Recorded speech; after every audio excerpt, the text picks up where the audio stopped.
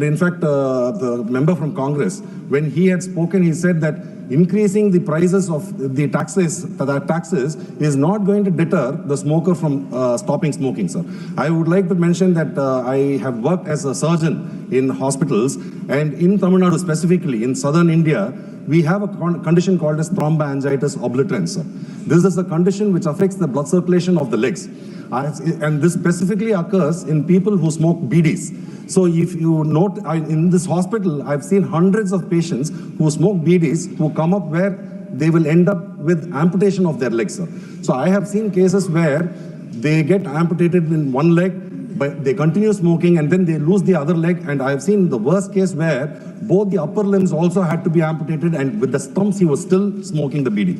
So to say that increasing the price is going to deter people from smoking is an argument which I would definitely not accept, because even though they know that it is harmful for them, they do not have the motivation for doing that, sir. So I would like to bring it to the knowledge of this house, sir, that during the UPA government, they came out with one program for effectively curbing the smoking. They brought a law which made smoking in public places a criminal act. Sir, that has one single act has brought in so much of discipline amongst most of the, almost all places of this country, sir. And this is something which has happened internationally, because I've been traveling abroad, and everywhere the smoking in public has been banned. In fact, I would like to recall that in the Central Hall in the Parliament, there used to be an ashtray, sir. I mean, when I came here, I was told that there used to be an ashtray over there, and members used to be smoking over there. So now that this single act of banning smoking in public has made it possible for all the non-smokers, especially families, when they go for hotels, when they go for cinema theaters. The cinema theaters, when you step outside during a break, during an interval, you will find that the whole place is in like a movie scenario, sir, where they'll be fully filled up with fog and smog. So this is the kind of situation used to be there. So I would like to take this opportunity to tell this government, why not do something about ways of preventing people from smoking? So many people keep saying that raising taxes will not curb smoking. So I would like to give my suggestion. Each and every parliamentary constituency or each and every block, you make available a place where quitting smoking can be initiated. There are several medications, several formulations which are available for, you start that thing, then I will start with me. You first start doing this in all these places, and we will work on them. Biraswamy, kindly address to the chair. Yeah, sir, I would only request, sir, we have to understand, everybody has spoken about the ill effects of smoking, sir, and the amount of expenditure the nation incurs because of these smokers. It runs into several thousands, if not lakhs of crores. So I feel that investing back on our population to make sure that they have a smoke-free life, you should probably set up centers in each and every parliamentary constituency or in each and every block, where you say that you will be giving free medications for people who are motivated to stop smoking. If you do that, even if there is a 10 or 20% reduction, I feel that it will go a long way in improving the quality of life for not only the smoker, but also to his whole family and friends, sir.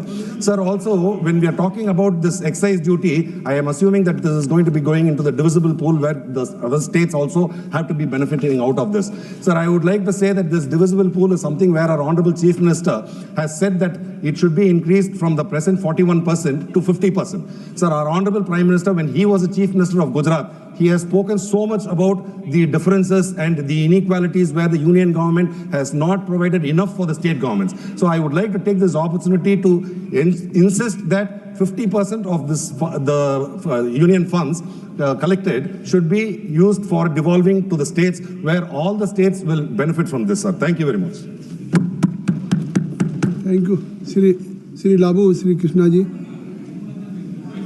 Sir, the previous speaker, Kalanidhi Veeraswamy, spoke very emotionally on this topic, but he's one of the person who He's a doctor also, no? He's a surgeon. He's a doctor, and he explained about all the ill effects of smoking, sir, but he still smokes 40 cigarettes a day, sir. That is the problem that we have in this country.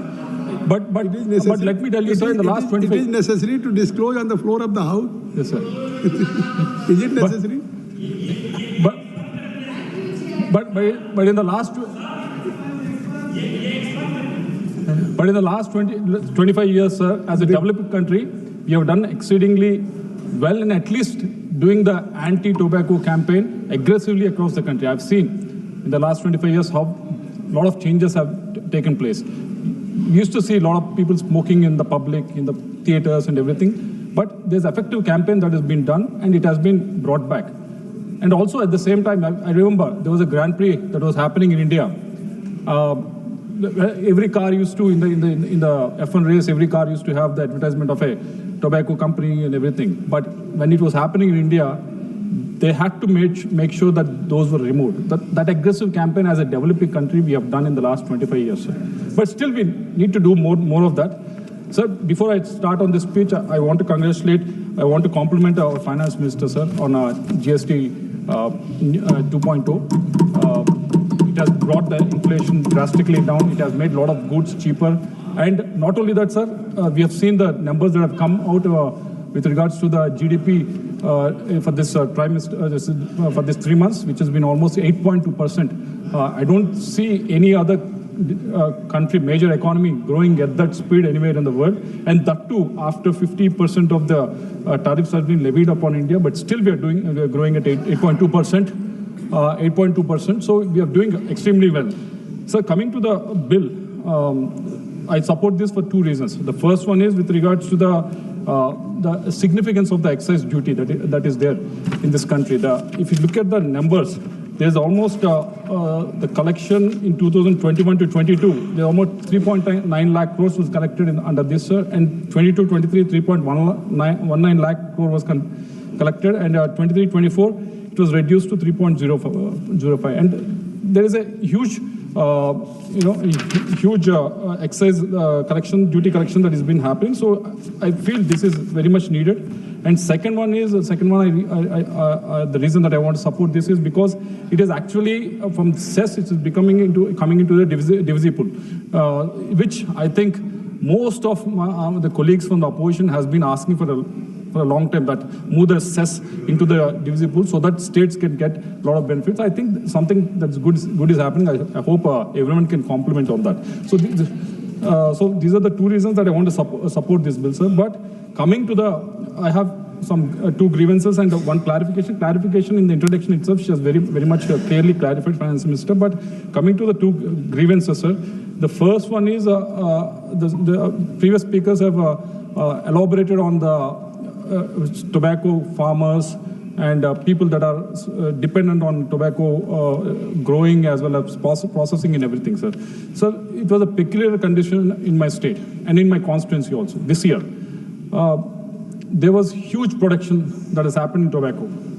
A lot of people have turned to tobacco in the last crop year. And there's so much of production that has happened. On one side, we are actually doing an anti-tobacco campaign. We are trying to discourage them. We are trying to wean away tobacco farmers from tobacco farming to other crops. But on the other side, what has happened was there's huge production that has happened. So many farmers have actually participated in this. When I inquired further why this has happened, there are few firms like ITC and GPI.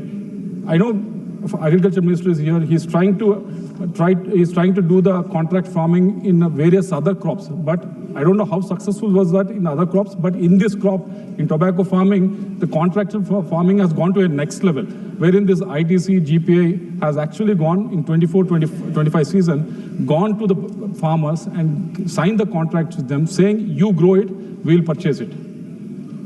That is what they said. You grow it and purchase it. And because of that, there's a huge percolation. In my constituency, normally there's a lot of chili farmers are there, cotton farmers are there, but they moved into the tobacco because these contracts were being signed. So because of that, once this huge production has come in, and these tobacco companies were said, no, we can't buy this, and brought the price drastically down. And the state government has to intervene, and state government has to purchase this tobacco. We spent 278 crores last year to purchase this tobacco so that the farmers won't get. So there's a contradiction that is happening. On one side, we are saying, let's not do this, let's not grow tobacco, let's take away tobacco farmers from the others, from this crop to the other crop. But on the other side, the state government has to come in and has to pitch in their money and has to purchase it. So I request the Finance Minister and Agriculture Minister is also here. So we have put in this much money into this. We want we want you to work with these companies, ITCs and GPS, to make sure that farmers are not, led in this fashion. But on the other side, you please help our state also, because we have put in so much of money into this, so that if you can help us, because we are a cash-strapped state. And second one is with regards to the second grievance is with regards to the CSR funds these companies are spending, where they are spending. ITC, which is headquartered in my home constituency of Guntur, agri headquarters is based in Guntur, sir. ITC agri headquarters. It earns around 22,000 crores every year, profits. And when I tried to inquire, where they are spending the CSR fund, where they are spending the CSR fund, they're spending it everywhere, but not actually with the farmers, not actually helping the farmers on the ground. So there's a total contradiction in what we are trying to do and what the companies are trying to do. So I request, the first thing is, talk to these companies, make sure that they don't give these false promises to the farmers. Second, talk to these companies and make sure the CSR fund, which they're supposed to spend in those villages where their farmers are there, to be spent on those villages and to the farmers. That will be helpful. I requested, you've clarified it, ma'am, with regards to the proposed 70% duty on the unmanufactured tobacco on the HS code 2401. It was very clearly mentioned by you, and thanks for that. And I hope this will give a lot of relief to the small traders who are very much dependent on this, ma'am. Thank you very much. Thank you, sir. Shri Kauslen Kumar ji, Shri Kauslen ji.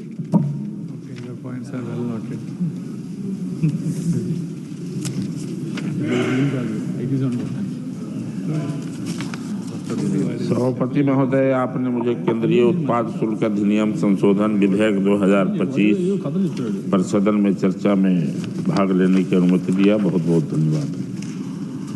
सभापति महोदय, वित्त मंत्री जी केंद्रीय उत्पाद शुल्क अधिनियम 1944 में संशोधन का यह प्रस्ताव पेश किया है, जो समय के अनुरूप उपेक्षित है, और मैं इसका स्वागत करता हूं, क्योंकि जिस प्रकार से तंबाकू, सिगरेट, सिगार, हुक्का, जर्दा, पान मसाला आदि का उपयोग बढ़ा है, वह स्वास्थ्य की दृष्टि से काफ़ी नुकसानदायक है, और शायद प्रस्तावित हेल्थ सिक्योरिटी से नेशनल सिक्योरिटी सेस के माध्यम से उपकर लगाकर लोगों को जागरूक करने का काम करेगी।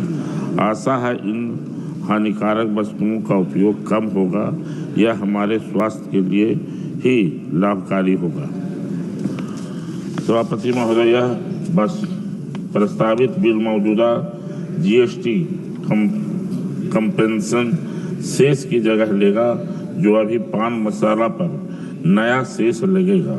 प्रस्तावित विधेयक में उन मशीनों पर मंथली सेस लगने का प्रस्ताव है जो 2.5 ग्राम तक से लेकर 10 ग्राम से अधिक वजन वाले प्रति मिनट 500 पाउच तक उत्पादन करती है। उस पर भी मासिक उपकर 1 करोड़ रुपया से करीब 8.5 करोड़ रुपया तक होगा। जो मशीन प्राप्ति मिनट 101 से 1000 पाउच उत्पादन करती है, उस पर प्रति मशीन उपकर करीब 2 करोड़ रुपया से 17 करोड़ रुपया प्रति माह लगेगा। फिर 1001 से 1500 पाउच या उससे अधिक पाउच प्रति मिनट बनाने वाली मशीन पर उपकर प्रति माह अधिक हो सकता है। साथ ही मैनुअल प्रक्रिया वाली उत्पादन पर भी उपकर लगेगा। यह शेष एक गेटवे को खोल सकता है। उत्पादन करने वाली मशीन पर भी पहली बार टैक्स की व्यवस्था हो रही है, जो मैन्युफैक्चरिंग सेक्टर में चिंता का विषय हो सकता है। इस पर सरकार द्वारा पूर्ण रूपेण ट्रांसपेरेंसी प्रक्रिया की व्यवस्था करनी चाहिए। जब आप एक बार उत्पादन क्षमता पर उपकर लगा देंगे तो फिर उत्पादन की जांच कैसे होगा?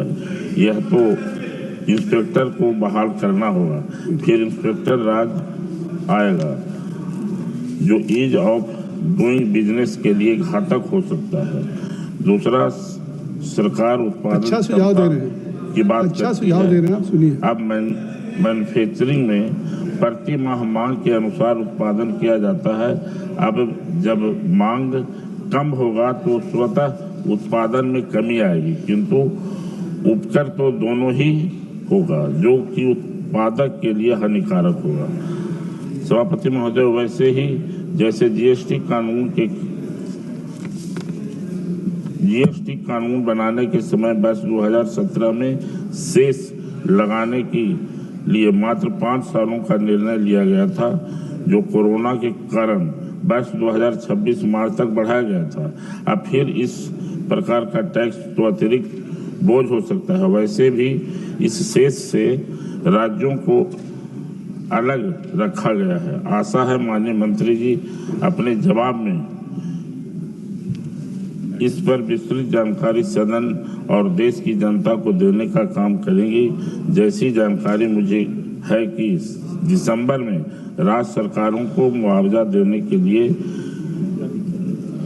कर्ज पूरा चुका दिया जाएगा और 2026 के समय सीमा के अनुसार शेष समाप्त किया जाना चाहिए, किंतु प्रस्ताव ने नए सेस और नए एक्साइज ड्यूटी लगाने का रास्ता खोल दिया है। माननीय मंत्री जी द्वारा प्रस्तावित केंद्रीय उत्पाद बिल 2025 का समर्थन करता हूं। बहुत बहुत धन्यवाद।